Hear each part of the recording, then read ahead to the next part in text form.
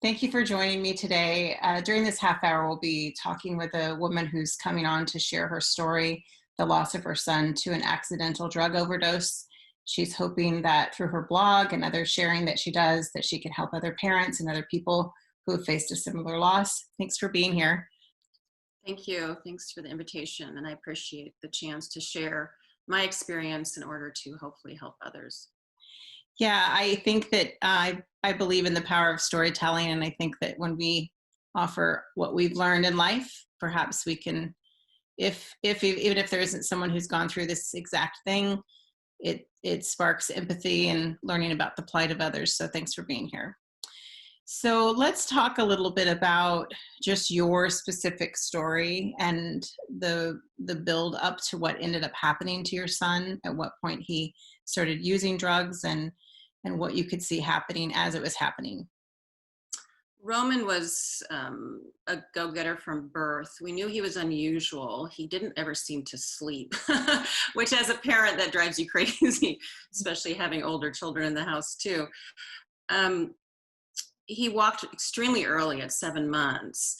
We didn't really realize that his overactivity was a problem until he reached school age. And almost immediately, by first grade, we started getting phone calls from teachers about his active behavior, being out of his seat, not focusing.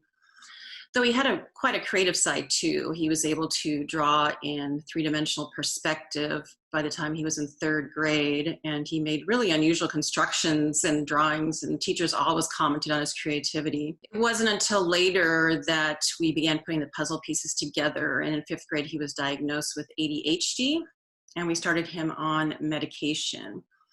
He was not a fan, our Roman, of the medication, and began to refuse taking it. He just didn't like how it made him feel, the medication. I think it was a combination of resistance to a medication and having to take a drug every day, and being set apart as being problematic, all the stigma that comes with, taking Ritalin or other derivative of medicine for ADHD.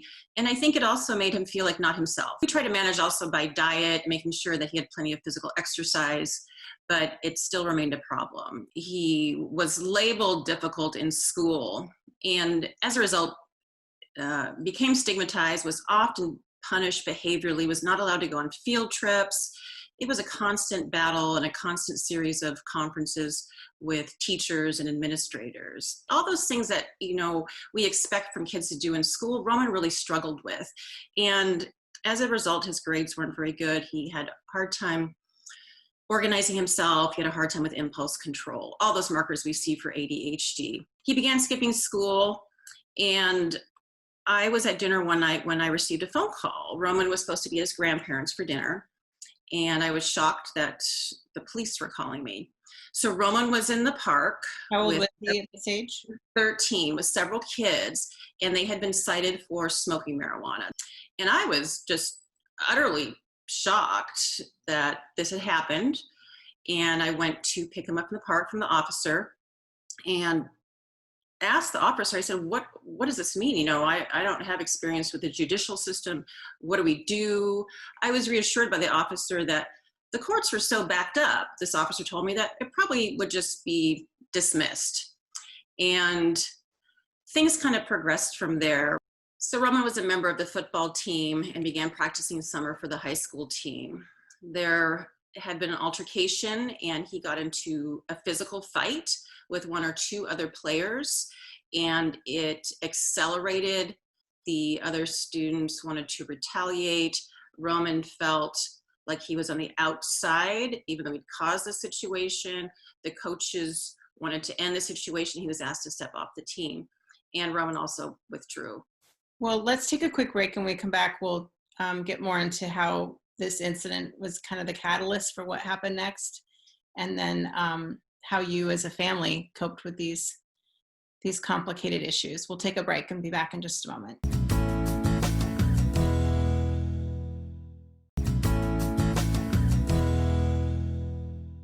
We're back. We're talking with Audrey Nieswandt, and she's sharing the story about her son's complicated journey with drugs, we've gotten to just the time when he was 13 years old. She's sharing a bit about what the catalyst was that started down this difficult road. Thank you again for being here and sharing your story. When we were talking in the first segment, you were sharing how this incident with the football team, he's at a new school now. He's been expelled from his original school. He's playing football. There's a fight.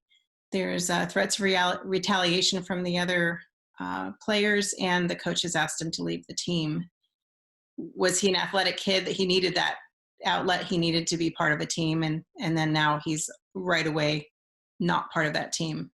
Right. Rowan was a beautiful athlete and one of the most graceful kids that you ever would see. And he needed that exertion. He needed to be exhausted. And we realized this from an early time onward. So he was always required to be in a sport or in a physical activity of some kind.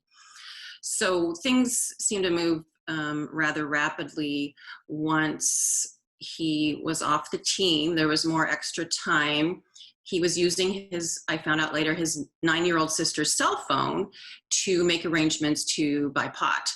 And once I found this out, there were some other incidents. Was his phone taken away? Is that why he was using her phone? Yes. Okay. Yes, because he was, making arrangements, talking to people I had no idea who they were on his phone is what I noted. And as these things tend to happen, we try to limit contact with what we think are unfavorable influences, never thinking that, your own kid is involved in the situation. I knew then from a fact that we probably had a problem. He had been going to counseling for a while with a counselor who specialized in teenage boys and ADHD. And that seemed to give him a little bit of relief to talk there, though he never told me about, what happened or what transpired. He stayed out late several nights. It came to the point over that summer where I had to put my 2 younger children in a car and go around town looking for Roman to see where he might be, in whose house he was smoking pot. And after several incidences and run-ins also with people I didn't know and places I didn't want him to be, I made the decision that he was going to have to go live with his father. So he was 15, and I just had no control over Roman anymore. I personally didn't have a real deep grasp of what was happening. It turns out that 90% of adult drug users begin using between the ages of 12 and 15, whatever the substance is. Alcohol, it's common. Marijuana, easily accessible drugs, prescription drugs, whatever's available.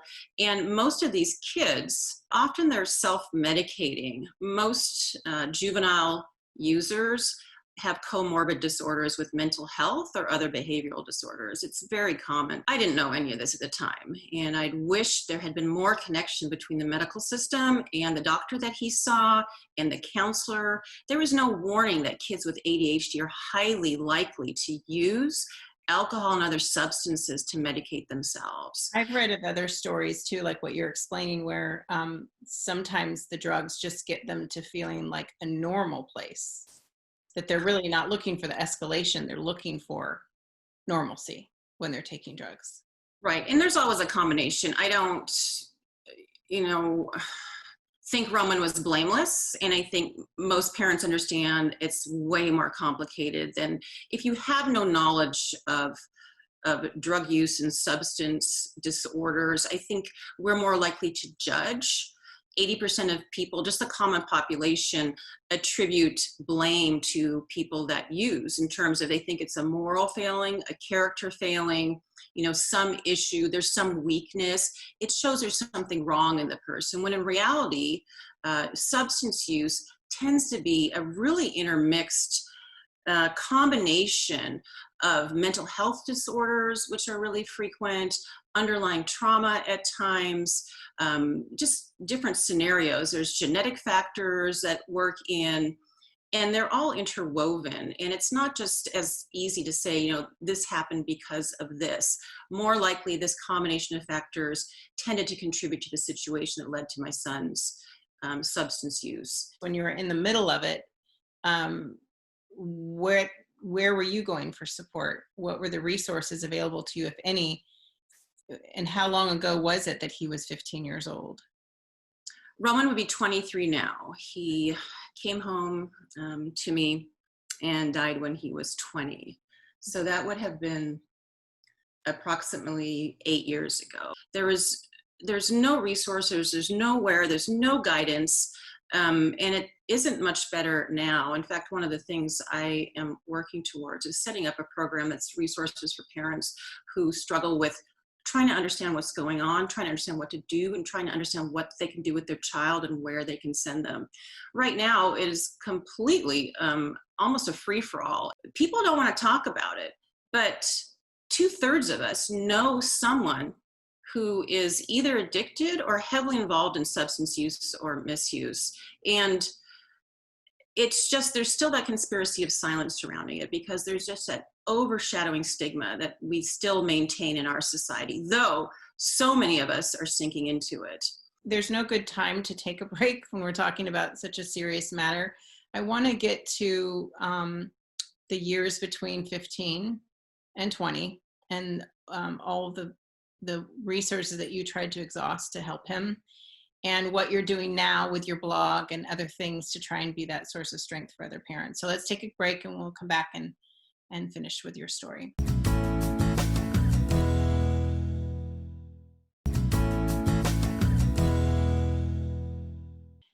Hi, we're finishing up. We're talking with Audrey. She's sharing the story of her son who became addicted to drugs, beginning with smoking marijuana when he was 13. And it escalated as he dealt with behavioral problems in schools, was expelled, moved to another school, and ended up returning home, you said, going to live with his father in Seattle. That was at 15 as well.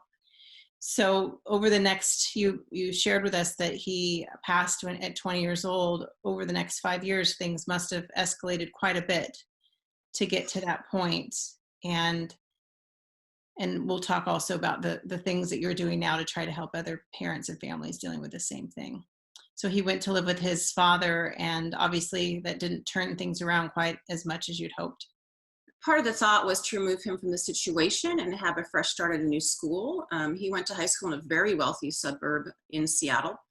And unbeknownst to me, the high school was also called the pharmacy by the kids, because so many drugs were being distributed there by kids with lots of money and resources.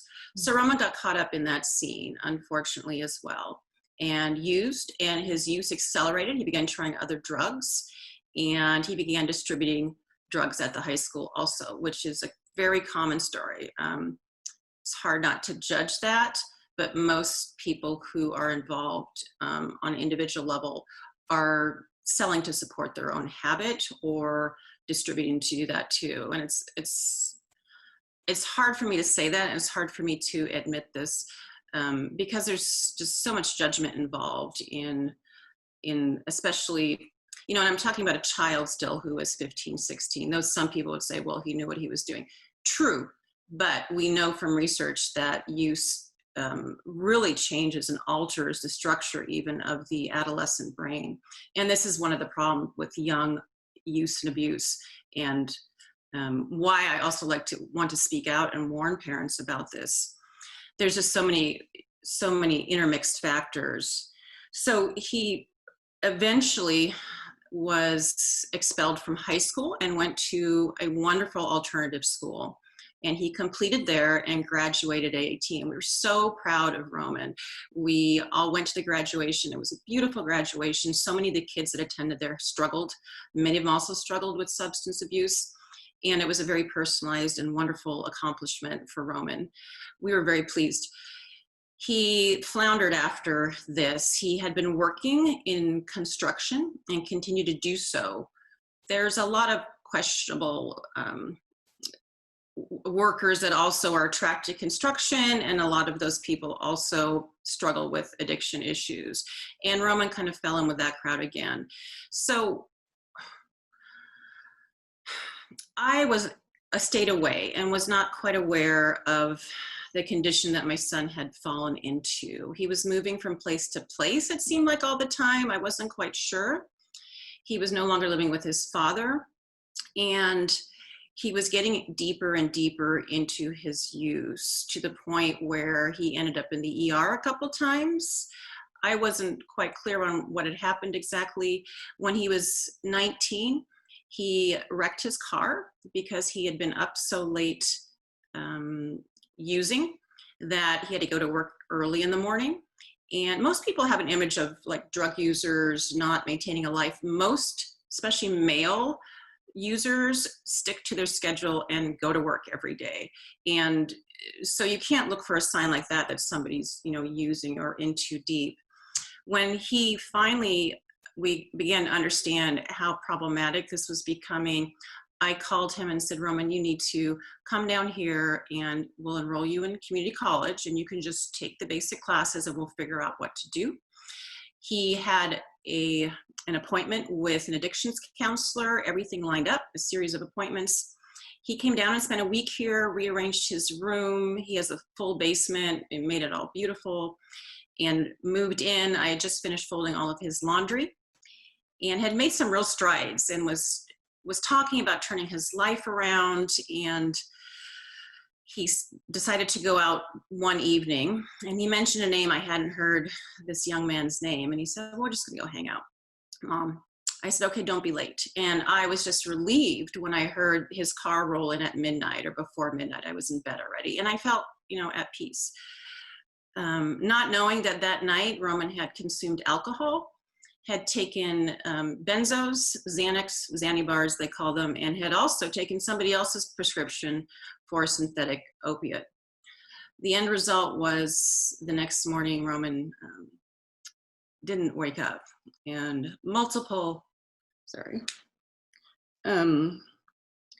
most people that die from drugs die of what's called multiple drug toxicity. It's not just a single drug, but it's a mixture of drugs.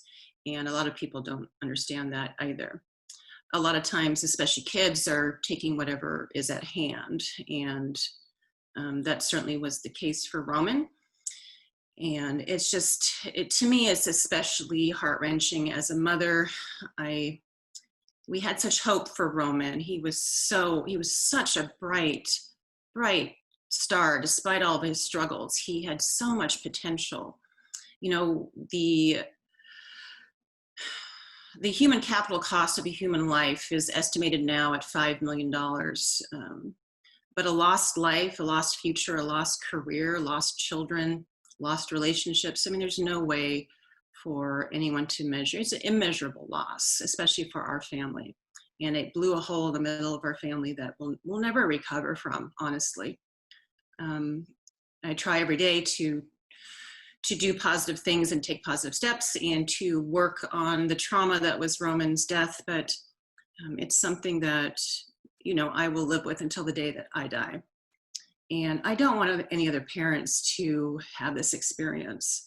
It is something that you'd never want anyone to have this experience of losing a child, especially losing a child complicated by other factors, such as mental health and substance use. Unfortunately, it's becoming more and more common. This year, the numbers are up again to 72,000 deaths in 2019. And estimates are, so far this year with COVID, most states are showing increases of 13 to 40% use already up to this point of this year. Washington State is number 2 in the nation, showing a 35% increase. So there's reasons to be concerned and to continue to be concerned. We have a problem societally to the point where our substance use and drug use have driven down the life expectancy for American citizens. It is the number 1 cause of accident-related deaths is drug overdose. It exceeds car accidents, it exceeds accidental gunshot wounds, it exceeds drownings, anything you can think of, by far number 1. For Roman's age group, 18 to 25, it's especially perilous, especially for young men. So your effort, you're trying to educate, but also point to resources. I've read your blog. You're quite a good writer. And it's not easy to write about these types of subjects, but yet you do it. The option is to not share. And certainly people have that option and utilize that option, but you've chosen to share and to write about it and to have your blog. And how has that been for you through the healing process in helping yourself, helping heal your family, and hopefully helping to prevent it from happening to others? I started writing the day after Roman died. It was a way for me to mitigate some of the suffering. The minute that my son was returned to the funeral home and I touched his cold chest is, the day that I just lost my heart. And I'm not sure, I try to recover it by reaching out and telling his story. And Roman would want that. He was a very giving and loving young man. And, we can't speak for the dead, but I know my son's heart. And I maintain, like many parents do with children who are deceased, I maintain that sense of connection with him. I still, have this urge to oversee him, even though he's dead, and I know that theoretically and logically that's impossible. I'm a mother. I will always be his mother. I'll be his mother until the day that I die. And part of my outreach is telling his story and letting people know that this is something we need to talk about. Clearly, societally, we have a problem. Clearly, culturally, this is an issue. Clearly, there are people who need help who are not getting it. And this is becoming a question of morality. How can we deny that this is such a problem for so many of us as Americans? Most of us know somebody with a substance problem. More and more people are dying from it. There needs to be more outreach. There needs to be less stigma. And there needs to be more conversation, especially for young people. And it's not a simple fix. It's a systemic problem, and everything has to work together. There has to be better screening. Doctors need to be talking to counselors. Teachers need to be talking to parents on a different level altogether about kids who don't fit into the box. Community policing needs to be charged also with taking care of kids and not jailing them. Over 60% of kids who enter the juvenile system have a substance problem. Upwards of maybe 80 to 90% of adults who are incarcerated also have a substance problem. There is a lack of treatment. Nationwide, about 10% of people are treated and ineffectively treated because most people go back again and again because of lack of research and evidence-based treatment. There are some bright spots, and there are many people who are working on this problem and working towards helping connect people with the right resources. But for now, parents like me are in their own personal nightmare when they have a child who is addicted. There's little help, there's little understanding, and there's less support. So I've had so many people email me personally, message me, get in contact with me on Insta and just say, thank you for telling my story. Can I use this, whatever it is that you've written? We'd like to use it for this group. We'd like to use it for grief purposes. Can I distribute this? And of course, I always say yes. And it was my intention to be more proactive immediately after Roman died. I had no idea what a long recovery this would be. It's been 3.5 years since my son died, and I finally feel this year that maybe my thoughts are coming back to me. So I'm looking to connect with people who want to do something. I'm looking to let people know that they're not alone, that parents don't have to walk this path alone. And I'm hoping eventually to connect parents with services that they need, and at least the comfort of knowing that someone else is out there that understands that path, and that addiction is not just like, doesn't result always in a death, but when it does, it's like 1,000 little deaths along the way. I can tell you how many times I felt like I was dying as we followed Roman through this, how many nights I was up wondering where he was and what he was doing. There's no way to explain it unless you've been through it. And I think it's so important, if you have been through something like this, that experience is shared and discussed openly. Well, that is why I wanted to have you here today. And we'll share your blog as well, excuse me, with the viewers so that they'll know where to find the exact things you're talking about right now. So I'm so sorry for your loss and everything that you've had to endure, but really grateful for what you're trying to share with others, and by being here and sharing your story and sharing through your blog. So just you're welcome here anytime as things progress, and hopefully you're able to help people that wouldn't have otherwise been helped, and other stories that maybe could be shared to continue to help other people. And be happy to have you back, and anyone else you'd like to bring along. Thank you. I so appreciate the opportunity to speak with you and to speak with others, hopefully, and reach some listening ears that maybe have a new perspective because of what I've shared. Yes. Well, thank you. Take good care, and I wish you and your other children the very, very best. Thank you so much. Thank you, Lisa.